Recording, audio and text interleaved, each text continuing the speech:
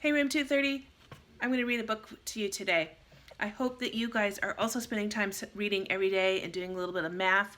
I hope you saw yesterday's video where I taught you how to play Near 20 using decks of cards. I was thinking about it after I made that video. If you don't have a deck of cards, what could you do? And I thought, well, why not make a deck of cards? You could just cut out some paper, card shaped, and write numbers on them and make your own deck. It's an idea. But today we're going to do some reading. We're going to read this book, Iris and Walter. You recognize this book? We read it a little bit during social studies in the fall. This book is about Iris, who used to live in the city, and she's moved to the country where she meets Walter. And what are those words we learned about the city and the country? That's right. If you live in the city, you live in a rural area. Oh, sorry, I said that wrong. If you live in the city, you live in an urban area. Thank you for helping me. And if you live in the country, you live in a rural area. So I'm going to read you this story and we're going to talk about it. But first I need to get my camera set up so that you can read along with me. Okay, there it is. Can you see it? Iris and Walter by Alyssa Hayden Guest.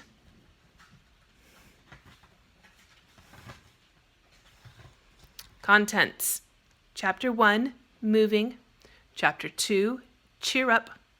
Chapter 3, A Walk and a Talk. Chapter 4, A New Life. Chapter 1, Moving. Oops. When Iris and Iris's family moved from the big city to the country, Iris was sad.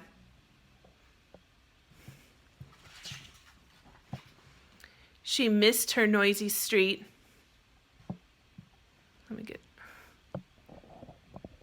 I want to make sure you can see all the words. I'm adjusting my camera. There we go. She missed her noisy street. She missed her wide front stoop. She missed playing baseball after supper until it was too dark to see the ball. Iris missed the long hallway where she roller skated on rainy days. And at night she missed the tango music from apartment 3B. She missed the whoosh of the bus doors opening and closing. She missed the rumble of the subway under the ground. Iris missed her old life. Iris missed her old life in the big city. You might be thinking that you're missing some things right now too, because things are pretty different than how they normally are. What are the things that you're missing right now?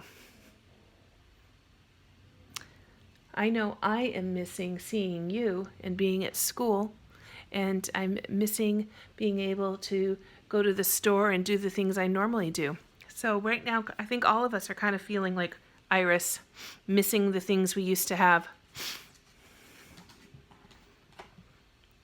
Chapter 2, Cheer Up. Cheer up, my Iris, said Iris's mother. We're in the country now.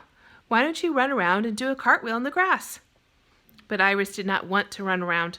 Iris did not want to do a cartwheel in the grass. So Iris's mother ran around. Iris's mother did a cartwheel in the grass. Talk about fun, said Iris's mother. Said Iris. Sounds like Iris is sad and doesn't want to be cheered up. Why is Iris sad? Yeah. She misses the things she used to have. Yeah, that's why she's feeling sad. Cheer up, my Iris, said Iris's father. We're in the country now. Why don't you play monkeys and swing from the tall trees? But Iris did not want to play monkeys. Iris did not want to swing from the tall trees. So Iris's father played monkeys. Iris's father swung from the tall trees. Talk about fun, said Iris's father. Said Iris.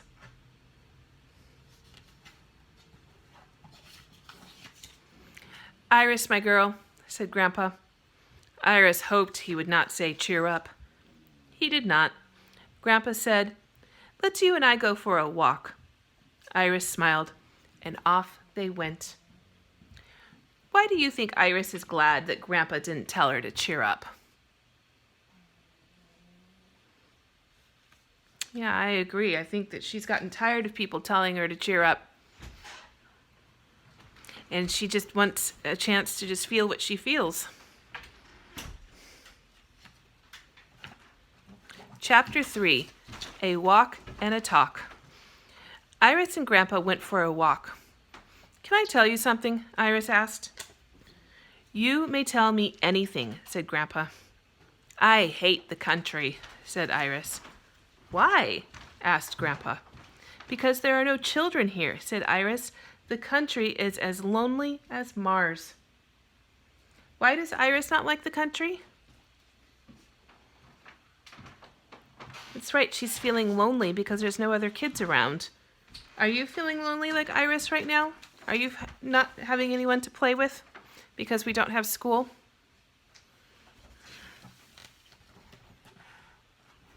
Iris, my girl, there must be some children somewhere, said Grandpa. Do you think so? Asked Iris. I know so. We shall have to find them, Iris. We shall be explorers. Iris and Grandpa walked down the road. The birds were singing, the roses were blooming, and around the bend, someone was waiting. Iris and Grandpa walked around the bend. They saw a great big green tree. What a tree, said Grandpa. So green, said Iris. So beautiful, said Grandpa. I want to climb it, said Iris. Down came a ladder. Amazing. I wonder what's up there, said Grandpa. I'll go see, said Iris. Iris began to climb. How is it up there? Called Grandpa. It's very green, yelled Iris. Iris climbed higher and higher until she was almost at the top of the great big green tree. Grandpa, called Iris, there's a house up here. Amazing, said Grandpa.